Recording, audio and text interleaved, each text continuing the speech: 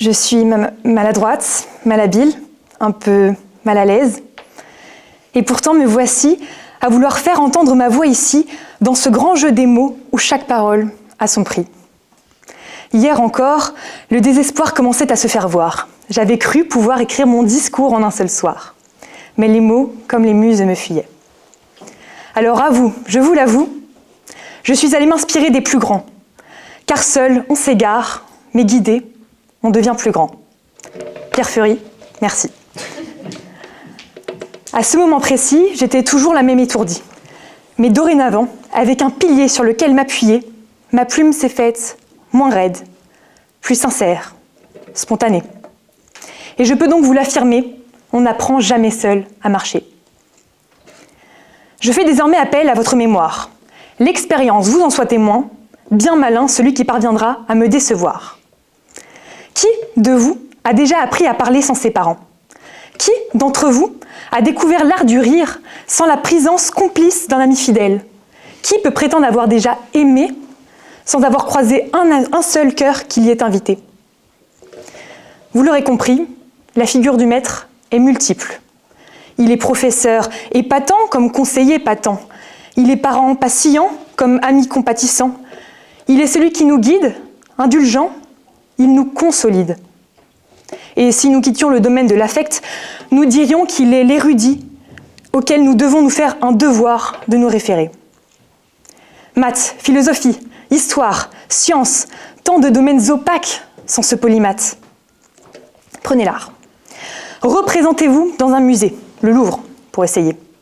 Pensez que vous n'avez jamais observé une œuvre, jamais goûté au plaisir d'admirer un tableau. Vous voilà dans un lieu qui vous est bien étranger. D'ailleurs, d'étrangers, vous en êtes entourés. Il y a ceux qui semblent piétiner sur place, lorsque d'autres paraissent étrangement pressés de la quitter, cette place. Et vous? Vous n'avez pas de guide. Pas même la moindre petite brochure pour instruire votre visite. Pensez-vous que vous pourriez comprendre tous les secrets qui se cachent derrière les peintures?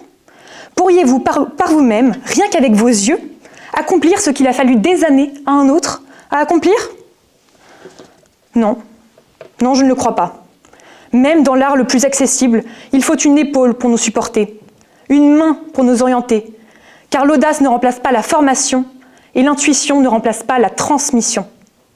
Et vous voudrez donc bien admettre que sans maître, l'élève s'agite, mais sans naître. Me répliquerez-vous sans doute qu'il y a de bien mauvais professeurs, et vous ne vous tromperiez guère. Malheur, la littérature française me donnerait même plutôt tort. Maître Pangloss, Maître Patelin, Maître Corbeau, Maître Gims. Je ne souhaite cependant pas vous parler de cela, non. Pas le copie des grands maîtres. Non. Pas le maître chanteur, mais le maître penseur. Pas le maître menteur, mais le maître nageur. Et plus que le maître vantard, un maître de son art. Je vous le répète, l'élève qui a des lacunes, l'élève qui importune, celui à qui la fortune a procuré un maître ne peut se passer de ce dernier. Et vous, Léo, vous avez eu l'audace, que dis-je, l'ego, de prétendre pouvoir vous passer d'un tel maestro? Si vous aviez un peu de lettres et d'esprit, mais d'esprit, ô le plus lamentable des êtres, vous n'en eûtes jamais un atome. Et de lettres, vous n'avez que les trois qui forment le mot « sot ». N'en accusez pourtant pas votre intelligence, non, mais votre orgueil qui vous a fait commettre cet écueil, celui de refuser l'utile aide d'un professeur. Strict, exigeant, parfois sévère, le maître peut se révéler revêche.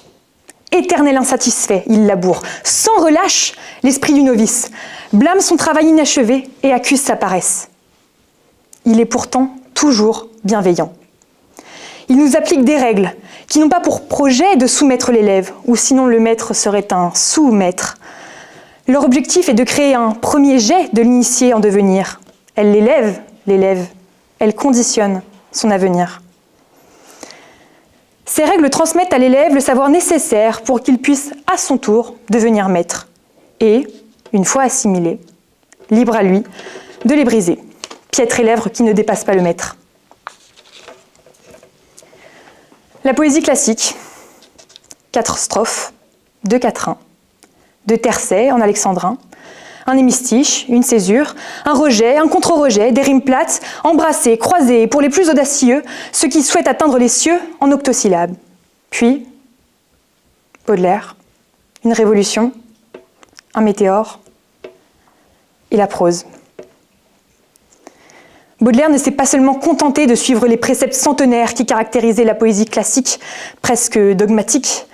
Il a, en modernisant la poésie, montré qu'il était capable de s'affranchir des traditions les plus ancrées. Il est passé maître. Il est devenu maître, non seulement des autres, mais aussi de lui. En effet, je suis fermement convaincue que, bien qu'autrui soit une ressource infinie, il reste primordial de se faire maître de soi. Attention, bien loin de moi l'idée de pouvoir parvenir à la connaissance sans aide.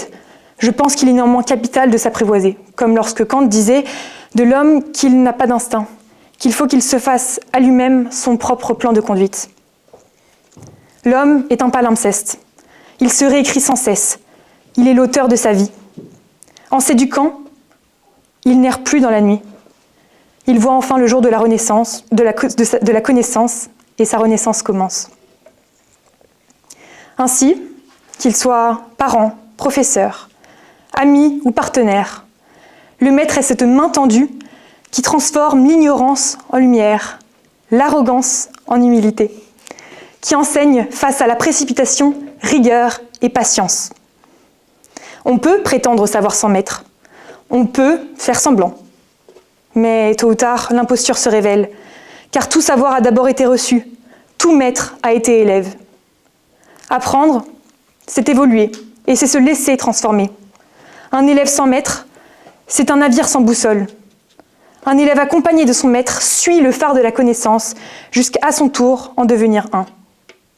Je vous remercie de votre attention.